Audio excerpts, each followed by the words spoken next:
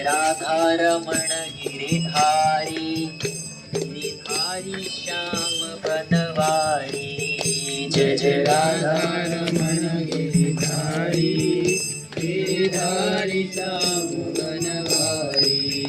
गिरिधारी श्याम बनवारी, गिरिधारी श्याम बनवारी।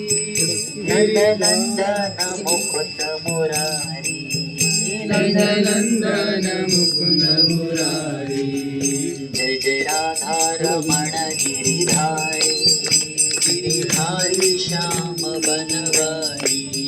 जय जय राधा रमण गिरिधारी, गिरिधारी श्याम बनवारी।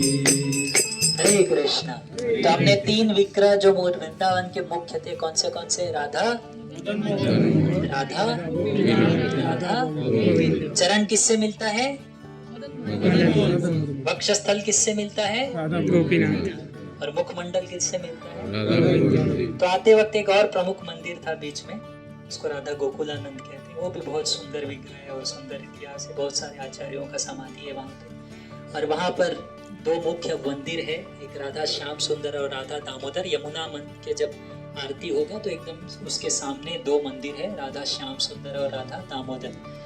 बहुत सुंदर विग्रह है। श्याम सुंदर तो बहुत सारे विग्रह चले गए, लेकिन श्याम सुंदर मूल विग्रह सब जब आक्रमण हुआ तो बाकी सब विग्रह वृंदावन के बाहर गए, लेकिन श्याम सुंदर और रमन जी यहाँ पे थे। ये रमन मंदिर है, पहले उसकी चर्चा करेंगे। तो एक बार श्यामानंद पंडित एक ब्रजवासी थे, वो सेवा कुंज में प्रतिदिन झाड़ू लगाते थे, ठीक है। तो एक बार उन्हें एक अंगूठी मिली, तो वो समझ गए कि अंगूठी इस लोक का नहीं है, ठीक है। तो वो राधा रानी की अंगूठी थी, और वो समझ गए। और फिर राधा रानी बोली कि मेरी अंगूठी नहीं मिल रही है, तो अभी भी निरंतर कृष्ण की लीला वहां पर होती रहती है, हमें दिखाई नहीं देती। राधा रानी ने ललिता जी को भेजा कि जाके अंगूठी ढूंढो। अंगूठी श्यामानंद पंडित जी के पास था, उन्होंने कहा अंगूठी दो।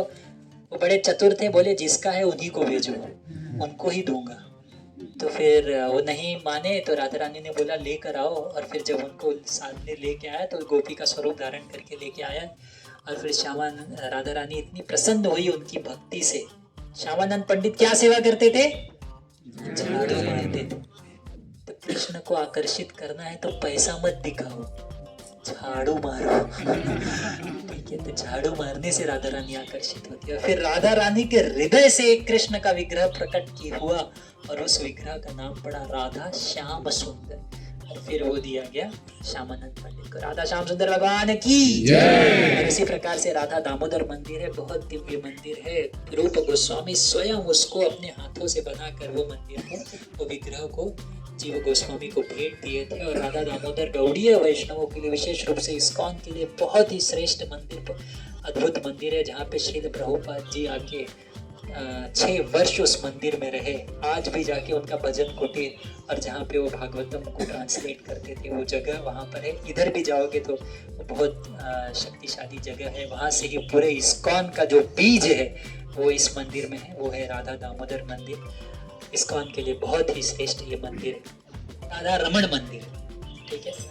तो एक भक्त थे, चैतन्य महाप्रभु के शिष्य थे, जिनका नाम था गोपाल भट्ट गोस्वामी। चैतन्य महाप्रभु की आज्ञा प्राप्त करने के पश्चात वो गंडकी नदी में गए, और गंडकी नदी में उन्हें शालिग्राम शिलाएं मिली। तो शालिग्राम शिला मिली, वो भी अद्भुत तरीके से मिली। उन्होंने कमंडल डाला तो 12 शालिग्राम उनके कमंडलों में आए। 12 शालिग्राम एक साथ, एक नहीं मिलता ढूंढने में, इधर 12 एक साथ आए। तो उन्होंने सोचा गलती से आ गया होगा, वापस गिरा दिया। फिर डाले, फिर आए, 1 बार 2 बार 3 बार। तो उन्होंने सोचा शायद भगवान की इच्छा है, वो शालिग्राम जी की सेवा करते। लेकिन गोपाल भट्ट गोस्वामी, अब बाकी सब उनके जो अन्य गोस्वामी थे, उनके सुंदर सुंदर विग्रह थे, मदन गोपाल जी, श्याम सुंदर जी और रूप गोविंद देव जी, लेकिन इनको शालिग्राम शिला मिला था। और अच्छे से सेवा करते थे, भाव से सेवा करते थे, लेकिन इनकी इच्छा थी कि मुझे भगवान को सुंदर वस्त्र पहनाना है, सजाना है, आभूषण पहनाना है, झूला झूलाना है। भगवान तो छोटे छोटे गोल गोल जैसे हैं शालिग्राम के रूप में, इनकी सेवा कैसे करूं? तो दुखी होते थे, भगवान से प्रार्थना करते थे। नरसिंह चतुर्दशी का दिन था, एक व्यक्ति आया, भेंट के स्वरूप में उन्हें भगवान का वस्त्र दिया।